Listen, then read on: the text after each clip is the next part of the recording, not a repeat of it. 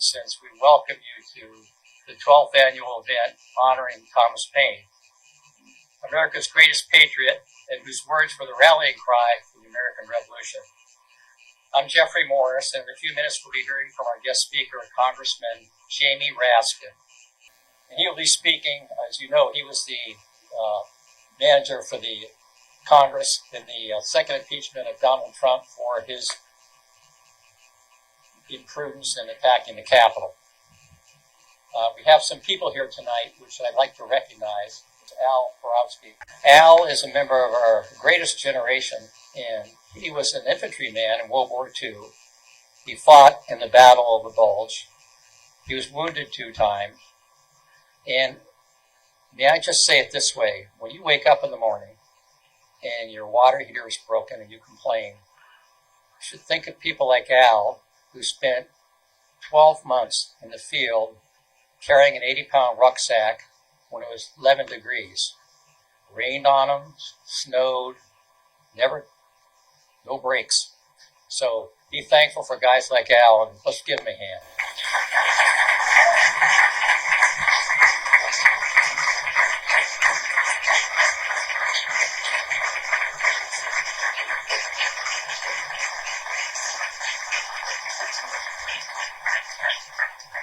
And we have 3 prior Tom Paine Award winners with us tonight.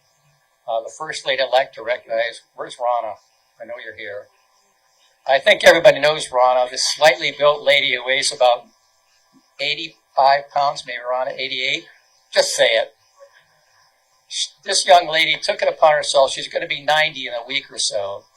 But about 8 or 9 years ago, maybe 10, she literally walked from, I looked it up today, it's 328 miles from Sarasota to Tallahassee, protesting the Citizens United Award, which is decision, which, as you well know, was the decision which said that corporations and special interest groups could give as much money as they wanted to political parties in elections. And Rana, yours truly bet against her. I'm the first guy to admit it. But God bless her, she did it. And Rana, we'd like to acknowledge you. And so Rana also attends every school board meeting, and she's now involved with SOS, which is Save Our Schools, if that's possible after what's happened in our county. But she's still in there fighting. So Rana, we will acknowledge you for that, okay?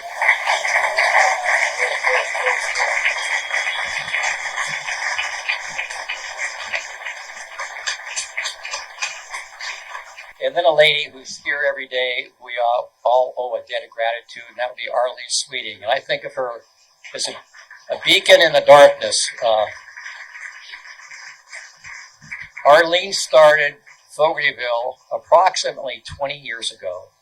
And the Fogartyville community, as you well know, all of you come here on a regular basis, I've recognized the faces, embraces inclusion, not exclusion, embraces acceptance, and not condemnation, rejects intolerance, hatred, suppression of voting rights, and suppression of educational freedom. It encourages the free exchange of ideas. And to you, where are you, Arlene? Okay, over there. Thank you so much from all of us.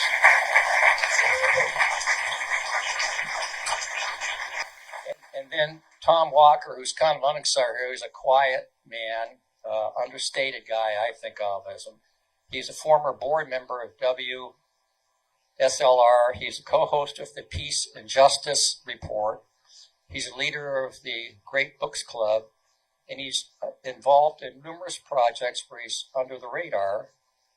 But he is a man who stands for the betterment of his fellow man in his community. And thank you, Tom.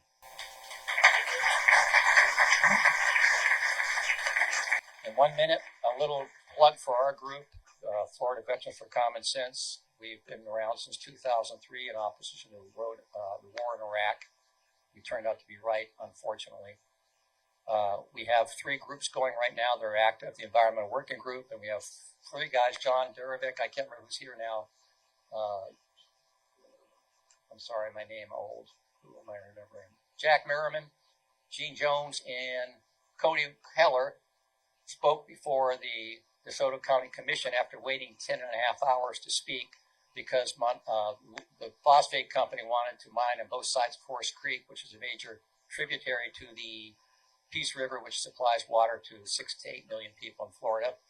And we've now, another bit we're involved in is trees. We planted 10,000 trees in conjunction with the Sarasota Bay Rotary and the Solutions to Avoid Red Tide. Trees are your friends. They work 24 hours a day for the rest of your life. Sequester water, protect you from hurricanes, provide shade, and sequester carbon. In the last event was Stand Down, which we do, if you've all known about that, I think, if you've been around town for a while, where we help homeless and veterans and provide them with some decent food and support. Thank you. And that's it. Yep. One thing that we made one little mistake, one little glitch, which we apologize for. Kendra Moots was also a big hand for Kendra. Those of you that know her, a Tom Paine Award winner. And Kendra, at one time, several years ago, we had an election that may very well have been stolen in this county because we were using electronic voting machines. And thanks to Kendra, we now have a voting system where you can actually count the votes, and it's accurate. So let's give a big hand to Kendra. Now we're going to have a word from one of our board members, Dennis Plews. Where are you? Step up here quickly, please. We're running a schedule here. Dennis? Dennis doesn't move quickly. Keep moving, Dennis.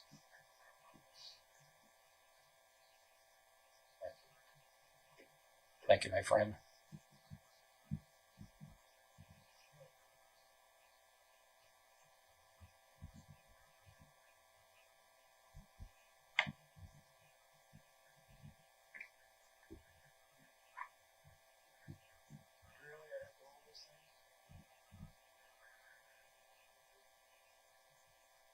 Okay. Good evening, everyone. Good evening, everyone. As our fearless leader said, I'm Dennis Plews, and it's my great privilege tonight to introduce you to Thomas Paine. Many of you might have seen him wandering around in the audience here. We dig him out of the ground every year and bring him back. So let me tell you a little bit about Thomas Paine. He was born in England on or about January 29th, 1734. He knocked around England for a while, got an education, child of the Enlightenment, and he came to the attention of Benjamin Franklin, and with Ben's help, came to the colonies in 1774.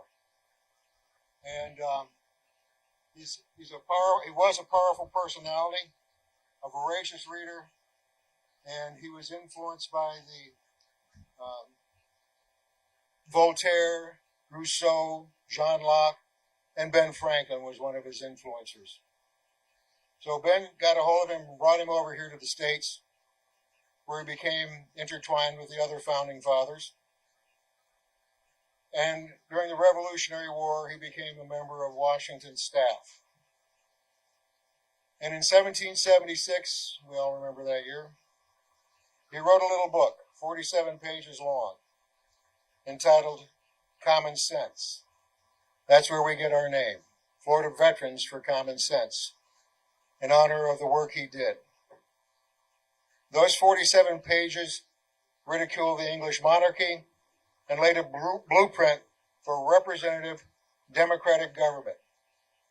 He also made a very convincing case for independence from England. Common Sense was the bestseller of the day and was read throughout the colonies. It became the battle cry for the citizens and convinced everybody we needed to go for independence. In that book, he raged against injustice and the privileges of the so-called elite, which were then denied to the common people. In addition to Common Sense, he wrote the Crisis Papers. Now remember, in 1776, we started a little brouhaha with the English. and he was on Washington's staff. And times were pretty tough back then. He wrote inspiring words that essentially won the war for the Revolutionary Army.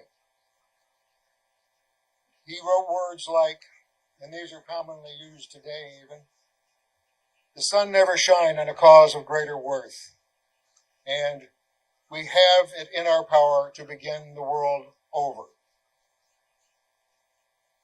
Again, he was a great story writer, but also as a member of Washington's staff, who was leading the then losing Revolutionary War Army, the Continental Army. They weren't doing that good. Matter of fact, they were losing just about every battle they had with the British. Matter of fact, in 1776, the British pushed them out of New York, across Pennsylvania and New Jersey, all the way across the Delaware River, where they had to camp out in the winter of 1776 in Valley Forge. As I'm sure you all remember, Valley Forge wasn't a great place back then. No running water, nothing but dirt and cold. The Army was underfed, underpaid. They didn't have enough ammunition, and their morale was very low. It's pretty tough times. The British were sitting across the Delaware waiting for the spring to come so they could come finish off those ragtag Revolutionary War guys.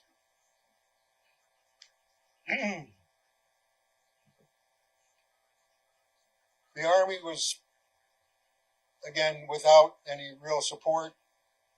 Congress had fallen apart, what it was at the time. And Washington was suffering. Washington's army had a high desertion rate. So General Washington said, Thomas, I need your help.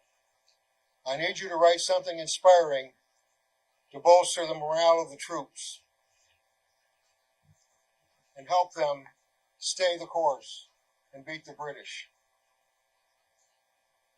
So, at the general's request, Thomas Paine wrote, on a drumhead no less, by the light of a campfire, the following words.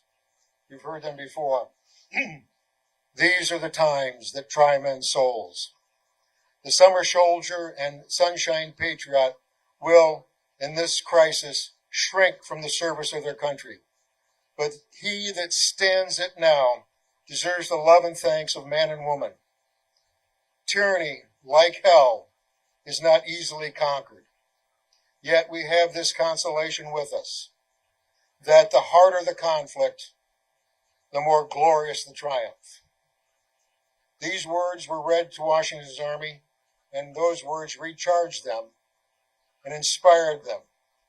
Those ill-clad, freezing troops went back across that icy Delaware River. The British had brought in mercenaries, the Hessians, to reinforce them. Our guys knocked them off, wiped them out, and kept going until they finally won the war. And the revolution survived. Patriots, for patriots, the revolution continues. We still have it in our power to make the world over again. And that the cause of America is in great measure the cause of all mankind. And the sun never shined on a cause of greater worth. These are the words of Thomas Paine. He gave us our name. He named us the United States of America. He was the only founding father that did not own slaves. He advocated for women's suffrage. Let me hear a round of applause. Women's suffrage. The abolition of slavery, and the establishment of a Social Security program. He's given us a lot. And we owe him our thanks, and we follow his lead. And now to give him a toast, and to kick off his birthday celebration, is another veteran, a member of the 82nd Airborne, an editor of the Sarasota Herald Tribune until his retirement, Airborne Ranger Eddie Robinette.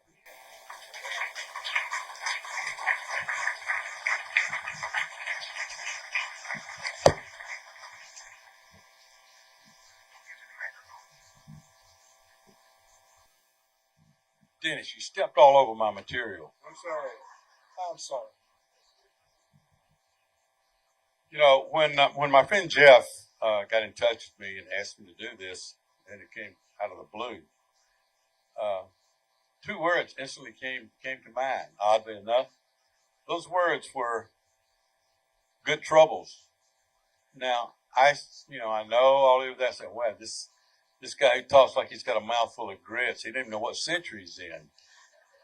No, I know it's a long way from the Edmund Pettus Bridge to the Freedom Trail in Boston. But think about this. Think what Dennis said. He was in England, and what did he do? He started good troubles. He sent out 7,000 messages to people he was working with. Now, Dennis, and he's correct, Franklin did ask him to come over, but I guarantee you he was glad to get out of there too. And when he got here, he thought, oh my goodness, look at the good trouble I can do here. And what did he do? He helped start a new nation, a nation that the likes of which the world had never seen before. Not bounded by geography, not bounded by ethnicity or language. It was an idea, and it's still an idea. So if all of you would stand up, please, with a drink in your hand.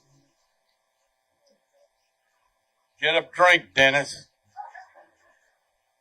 All right, now, here's what we should all vow tonight, each and every one of us. We should speak up, speak out, get in the way. Get in good trouble, necessary trouble. And with the help of Tom Paine, help redeem the soul of America. Here's to Tom Paine. All right, I'm going to bring Mike up here. He's going to do the most important part of the program.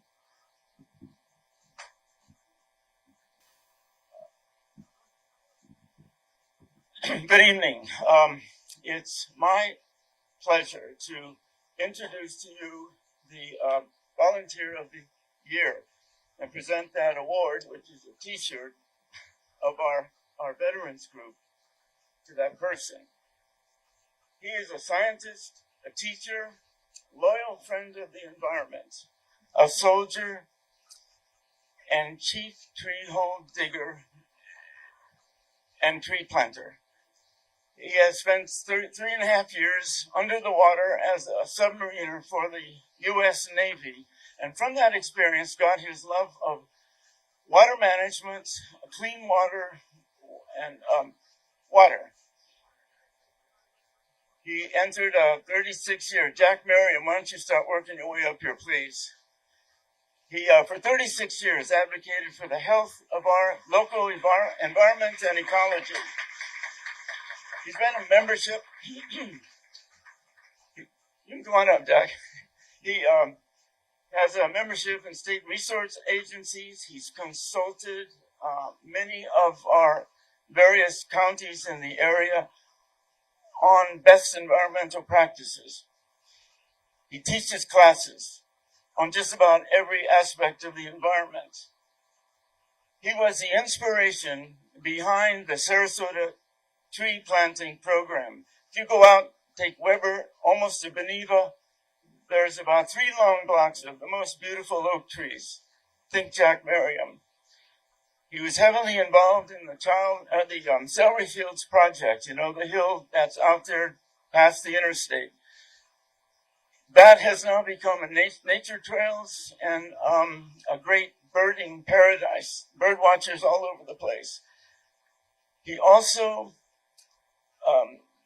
he took all of his work experience and brought it to his volunteer days, which have been the last many years since his retirement.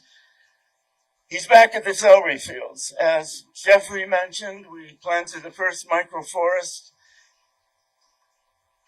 Jack was there for the first hole we dug, the first tree. He's been there the whole time. He's now the He's in charge of maintaining the forest with lawn, cutting the grasses that grow to using his weed whacker. And he is the chief officer because he keeps all that stuff in his garage. So, as Jeffrey mentioned, we have more microforests in play, about 10,000 more trees. Jack is around for each one of them, either consulting, encouraging, or digging the holes himself. He teaches classes on the forest. I can't think of anyone else more deserving of the Volunteer of the Year award. Let's give him a big hand. Hey, Jack, you want to say something? You have to be real quick. Okay. Thank you, Mike, and thank you, Jack. For those of you who may not know me, my name is Gene Jones, and I'm honored to be the president of this group. And I'm particularly honored tonight to award our Tom Paine Award to someone very deserving, Representative Jamie Raskin, who represents the 8th District in Maryland. And I'm not going to go through his sterling biography. You can read that in the insert that we put in the program and also on our website. I'll tell you this, and everybody in this audience probably knows it anyway. Every day he works in the legacy of Tom Paine to make America better, to advance the promise of America, and he's fighting for us every day, and that's why he deserves this award. And so he sponsored legislation to show you the similarities with our group. He sponsored legislation to have a memorial to Thomas Paine in Washington, D.C. Thomas Paine is the only founder without a memorial, and he should be the biggest memorial. Representative Raskin sponsored legislation to get that memorial, and I'm happy to say, and we need a big applause on this one, President Biden has signed it into law.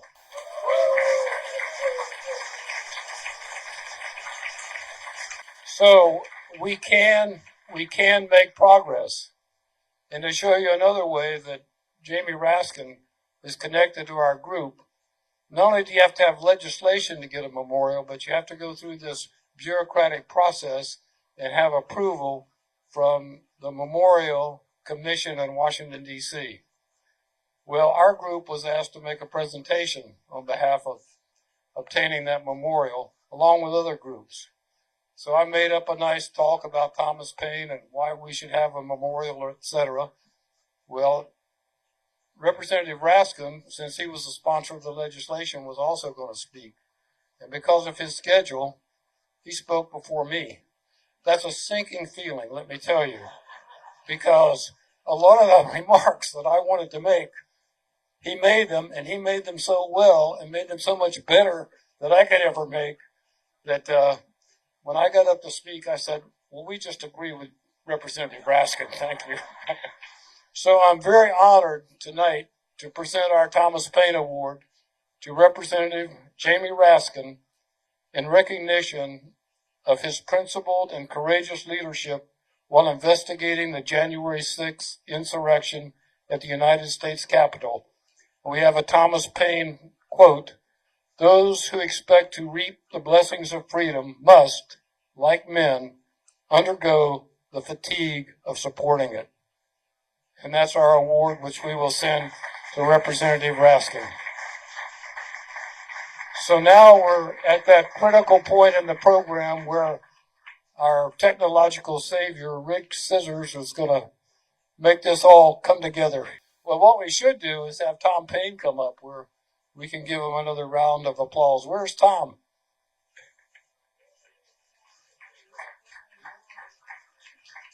Dave Taylor does a lot of stuff for our group.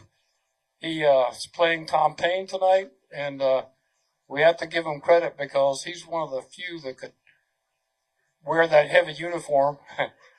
But Dave does a good job for us. He does our Veterans in Focus, which is a project where we work with veterans to help them learn photographic and video skills. So, Dave, why don't you come up and say a couple of words? Thank you, Gene. This is quite an honor to be able to stand up here in this uniform that doesn't fit. But thank you, Bruce. I inherited this just a couple of days ago, and when I got the uniform, there was a real bulky, heavy thing, and I said, I can't wear all this, I'll die.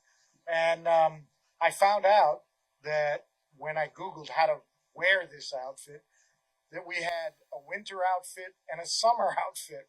So I said, the former gentleman, Kevin Conley, who was playing Thomas Paine in previous parties here, had been always wearing the winter one. And I said, not this year. I'm going to do the summer one. And it actually fit better.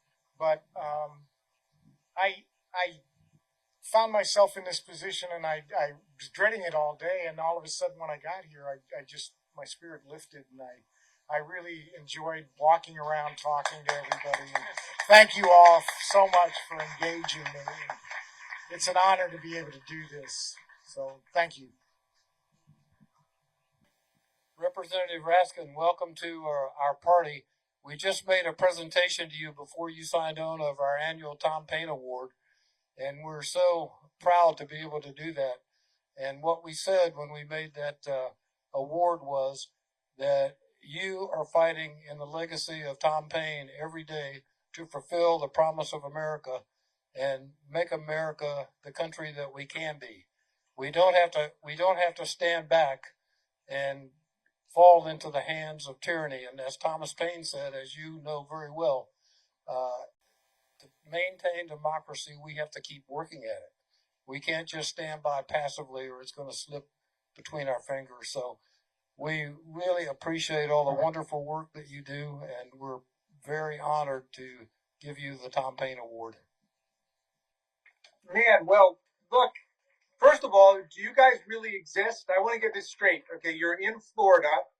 You're in the belly of the beast with Governor DeSantis and Mar-a-Lago.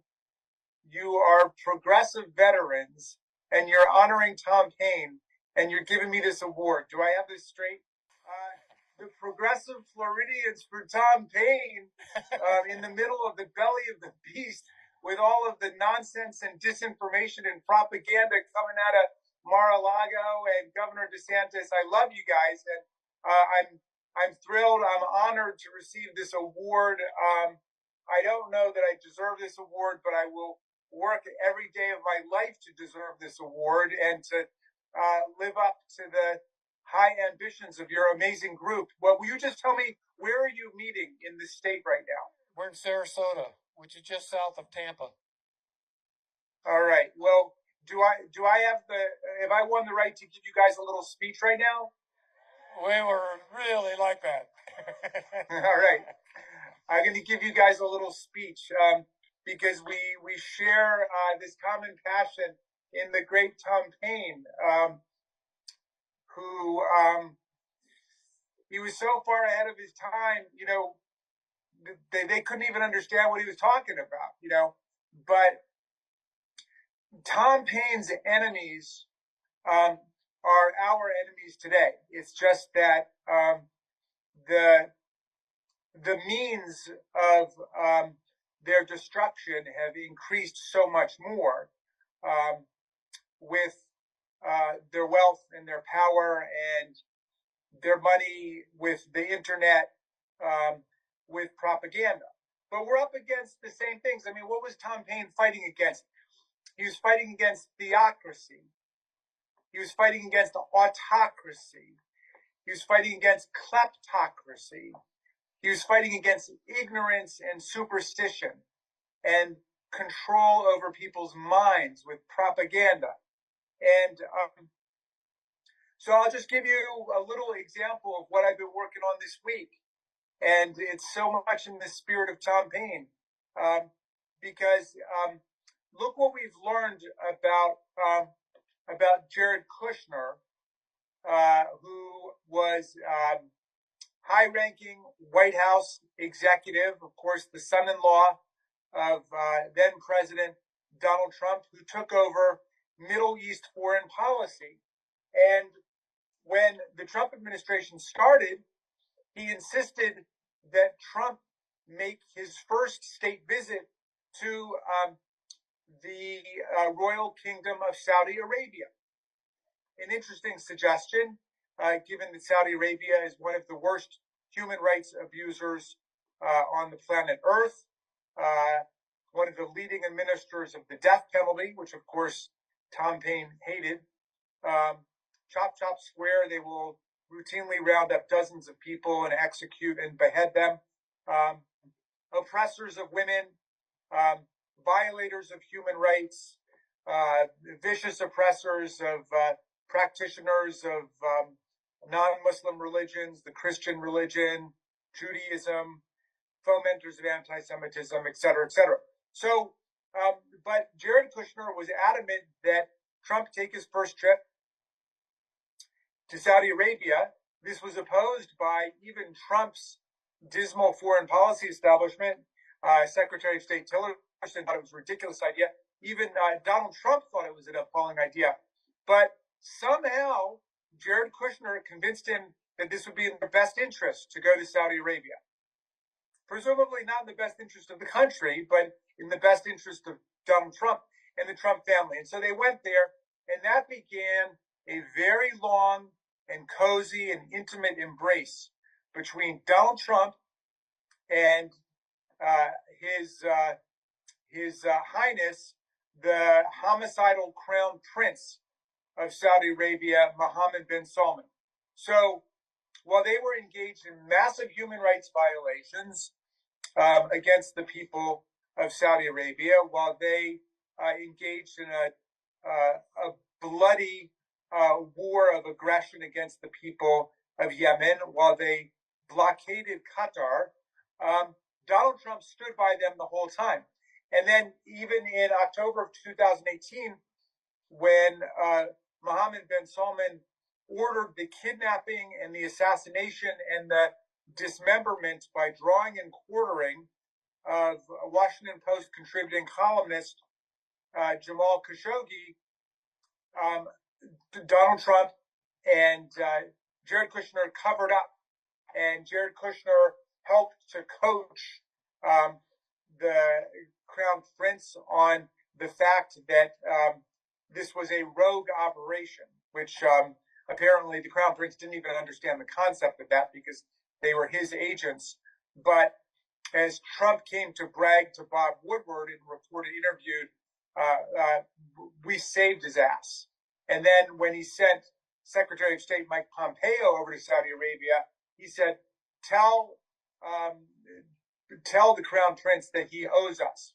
Well, meantime, Jared Kushner was starting to look beyond the Trump administration. He could read the writing on the wall, even though Donald Trump, of course, was hell-bent on staying in office by any means necessary, stealing the election in the state legislature, stealing it in the Georgia Secretary of State's office, stealing it in Arizona, stealing it on January 6th, unleashing violent insurrection. But Jared was busy getting ready for post-administration plans and returned actually on January the 5th from none other than Saudi Arabia. And 2 weeks later, on the day after the Trump administration ended, after all of the bloodshed and the violence, and 150 of our police officers were injured and wounded and ended up with broken skulls and fractured jaws and broken noses and so on because of the violence unleashed on January 6th. On January 21st, Jared Kushner registered his new corporation called Affinity Partners. And I think he had a little sense of humor with Affinity Partners because there's a strong affinity between the kleptocrats of Mar-a-Lago and the theocrats and the autocrats of Saudi Arabia.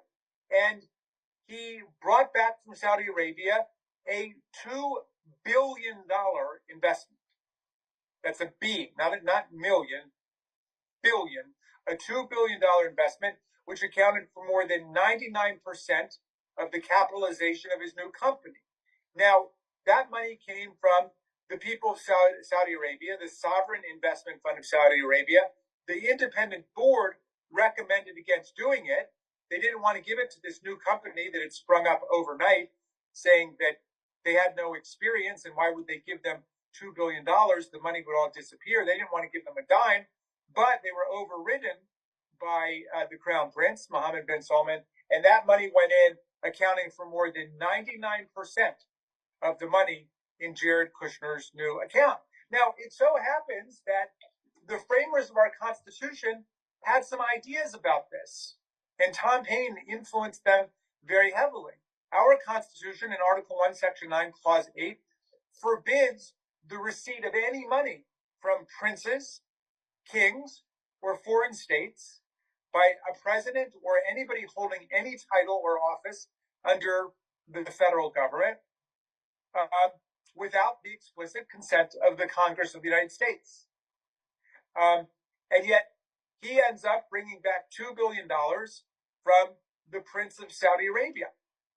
Now, he could argue, oh, well, that was, a few days later after the administration was over. It wasn't an emolument, as if none of this was going on before. Well, that's what we're trying to find out in the Oversight Committee. He refuses to turn over any of the documents explaining what took place in this business transaction. But I want to say that the theocrats of Saudi Arabia, who are oppressing the people over there under strict Sharia Islamic law, and oppressing the society under strict autocratic dictatorial conditions, are in league with the kleptocrats of America, and the same ones who are working with the theocrats here to strip American women of their rights and their freedom, and to violate the separation of church and state, and to fill everybody's heads with nonsense and propaganda and deception. All over the world, the forces of democratic freedom are under siege by the very same forces that Tom Paine and the American Revolution were fighting against back then. It's just that today now, Steve Bannon and the gang, Vladimir Putin and Orban and LCC and all of the autocrats and dictators and they've got far more developed means of surveillance and authoritarian control over societies, which just means that our job is harder, but we are involved in the very same struggle that Tom Paine was involved in to defend democracy, freedom, human rights, and national sovereignty on earth. And that is a struggle that's taking place all over the world. It's taking place in Ukraine today against Vladimir Putin's filthy, bloody, imperialist invasion against the people of Ukraine, who are standing tough, defending their democracy and defending human rights and national sovereignty. It's taking place in Iran, where the women, under the slogan of Women, Life, Freedom, are standing up against the burqa and the oppression of that theocratic regime there. And it's got to be our role to recapture the spirit of democratic freedom and human rights that Tom Paine injected into the modern world. We've got to have common sense, and we've got to have an age of reason. And Tom Paine knew you couldn't have one without the other. You want to live in an age of reason, you need common sense. And if you want to have common sense, you got to live in an age of reason and not superstition and unreason and irrationality and propaganda, which is all a lot of the TV networks are filling people's heads with these days. So anyway, forgive me this little rant, and forgive my headscarf here. I have a touch of lymphoma, and I've been going through some chemo treatments, and I haven't slept too much in the last couple of days, but I've been looking forward to talking to the great Paine patriots of Florida and the great veterans down there. So I'll leave you with the words of our hero, who told us the times have found us, and indeed they have. And this is our time to fight.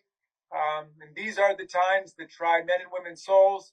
The summer soldiers and the sunshine patriots are going to shrink at this moment from the service of their cause and their country. But everyone that stands with us now will win the love and the favor and the affection of every man and every woman for all time. Tyranny, like hell, is not easily conquered, but we have this saving consolation. The more difficult the struggle, the more glorious in the end will be our victory. Let's make that victory ours. And thank you for this award, which I will treasure. I hope you can hear the applause.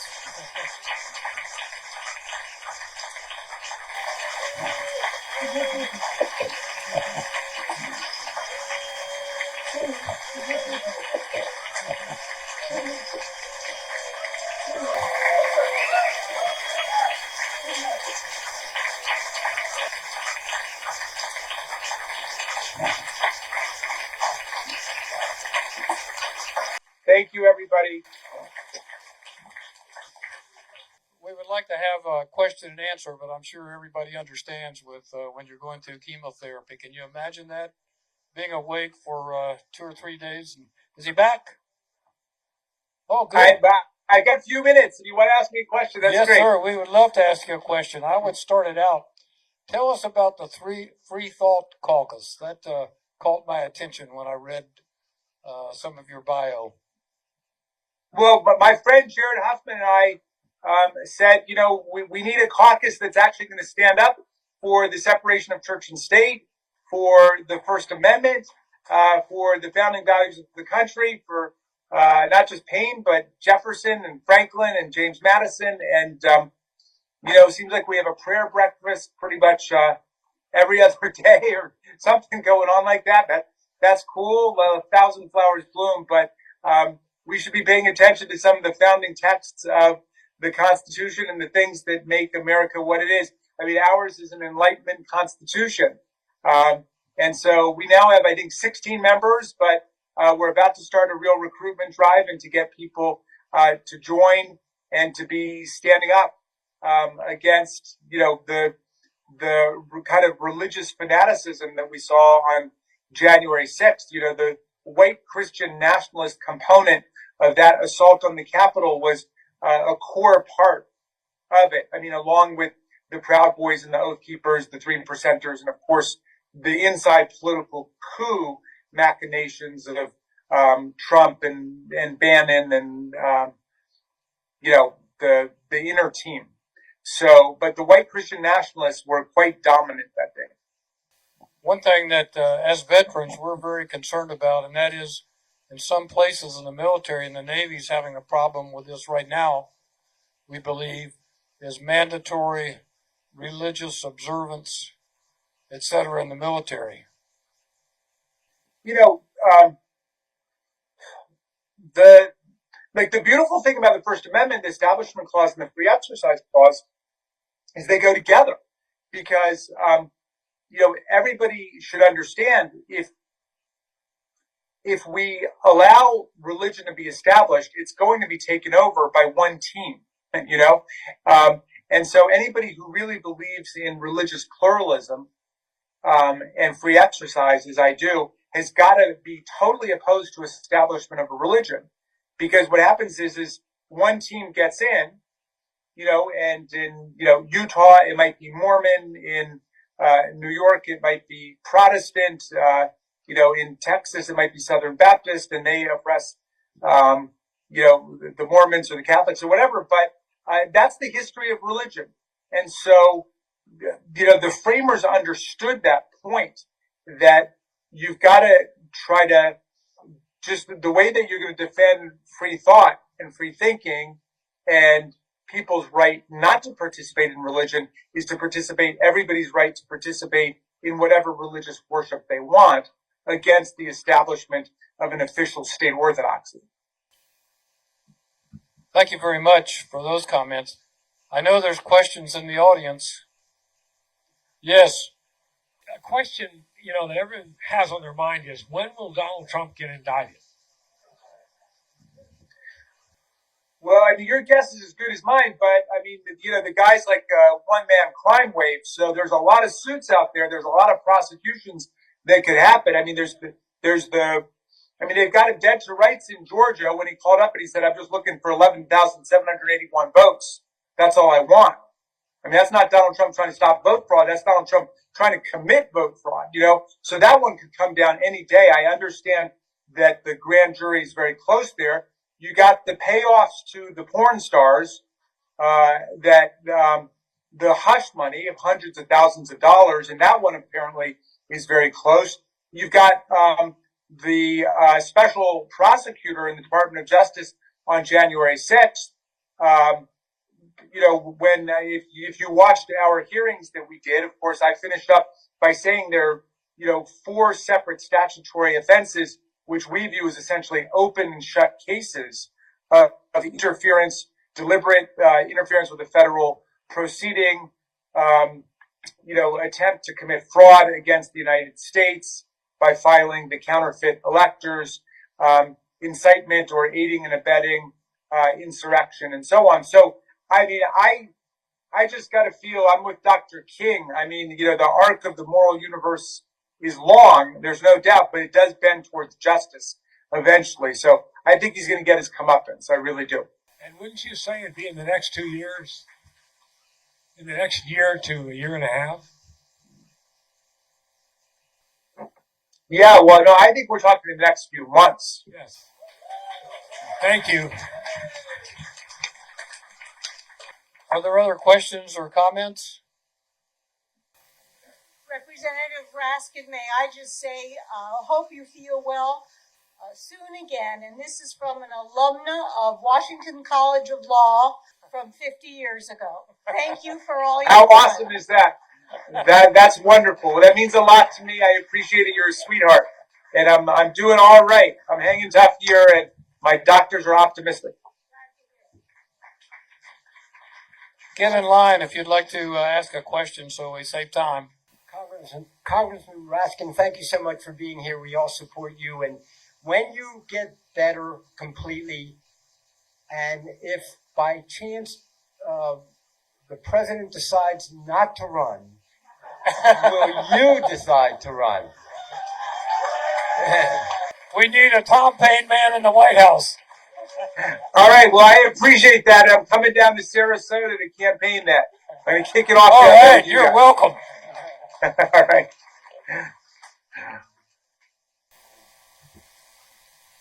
Hello. Can I go? Okay. Hello. My concern, I feel like ultimately things will end with Trump, but I'm very concerned about the movement here in Florida with DeSantis. DeSantis is using our tax money and the bully pulpit to bully everybody from Disney to the educators to the healthcare. He is systematically removing people in the healthcare systems on the boards and on the boards of education and putting in his henchmen. He's using our tax money to move immigrants that could easily produce the services, employment that we really desperately need in Florida. And he is destroying entire counties by controlling business in the most authoritarian of ways. Do you see any movement on, really figuring out, as Trump would call him, Meatball DeSantis, what to do with this situation, or do you think he's ever going to produce much? Thank you. Well, no, I mean, thank you for that, very scrupulous accounting of what's going on down there. That sounds right to me. What we have is a new form of politics that's been unleashed in the GOP, unfortunately, by Trump. And it really is authoritarian bullying politics, just as you say. And it's not about creating anything. I mean, the year 2020 was extraordinary for a lot of reasons. One of them was it was the first time in modern history that a modern political party went to their convention, the Republicans went to their convention, and came back with no platform. They said, well, we have no platform, we have no program, which means their platform, their program is whatever Donald Trump says on any particular day. And politics has become for them just picking a target on a particular day and then beating up on whoever that scapegoat is. And it could be transgender people, it could be, Mexican immigrants, it could be whoever, but that's what politics is. It's not building anything, and this is why, I was so excited about Biden's State of the Union speech because, yeah, he's getting older. Okay, great, big news. He's getting older. All right, but look what he's building. I mean, we got a $1.2 trillion investment in the infrastructure of the country, the roads and the bridges and the highways, the ports, the airports, rural broadband so people can get connected in the rural areas. We lowered Medicare prescription drug prices across the board dramatically, $35 a month for people with diabetes, for their insulin shots. I mean, like, that's what government is. Solve people's problems. Don't just get on TV and start denouncing people as woke or whatever. I mean, that's just an insane way of thinking about what politics is and what democracy should be. And it's about mobilizing people's hatred and their contempt instead of mobilizing their optimism to build something better.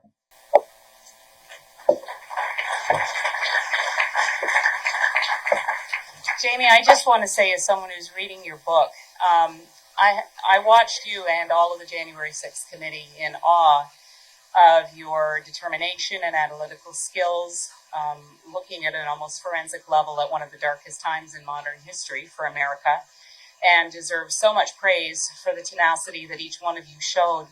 But reading your book takes it to a whole new level. I'm nothing less than inspired by your journey and your courage and your stoicism through your own challenges and emotionally tough times. And here you are even now, where so many with the health challenges that you face might just step back and say, I'm going to let someone else drive for a while.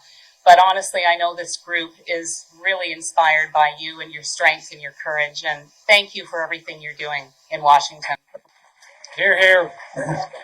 You're an absolute sweetheart. Thank you for reading my book. Thank you for getting to know my son Tommy a little bit through my book. I think about him all the time. I miss him every day, of course.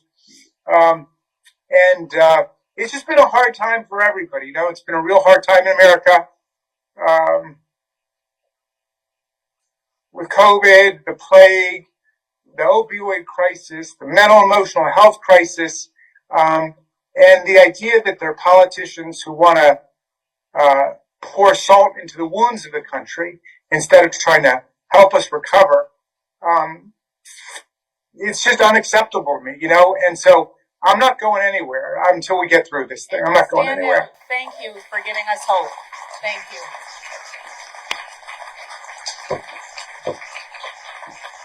We certainly second that. And Representative Raskin, to switch gears just a little bit, what are the chances that the Republicans are going to not let us raise the debt limit and put us in an economic crisis? Yeah, well, I better close with that. Well, look, they raised the debt limit 3 times under Donald Trump without batting, a lash. They just raised it 3 times. Donald Trump, by the way, contributed in his administration 25% of all of the debt that the United States has accumulated since George Washington. Okay, 1/4 of our debt came from his administration alone, right? And now suddenly they want to use the debt limit to hold the whole government hostage. Why? Well, of course, they want to cut Medicare and Social Security, the essential programs of social solidarity, built through the New Deal and the Great Society that established that we're one country and that we're committed to each other. I mean, you got to read the end of Tom Paine's book, Common Sense, where he lays out a whole program for us taking care of each other in old age. Like, what the hell's wrong with that? I mean, how civilized is that? We send people off to war. We ask people to go risk their lives for the country. And then we can't say that we're going to make enough of a commitment to take care of people in old age. I mean, that doesn't make any sense. So, I think Paine really embodied the spirit of solidarity that a democratic society needs. But if this is not just some delirious dream of my chemo state, and you guys really exist, you guys are my heroes down there in Florida for doing what you do. And when I get through this, and I'm going to beat this, I'm going to come down there and see you in person. I All want to meet all of you right. guys. Okay. Thank you for having me. Thank you for accepting our award. You are an inspiration for all of us. Keep I up the will good fight. treasure Get it. better. Thank you. Thank you, everybody. I have a special announcement that I would like to make. One of my friends is here tonight, Boovin. Come up to the stage, please, sir.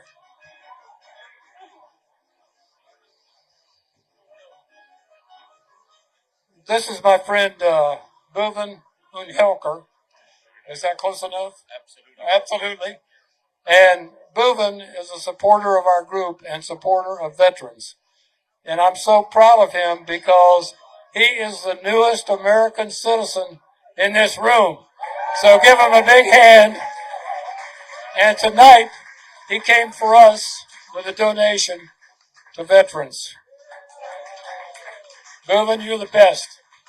God bless America.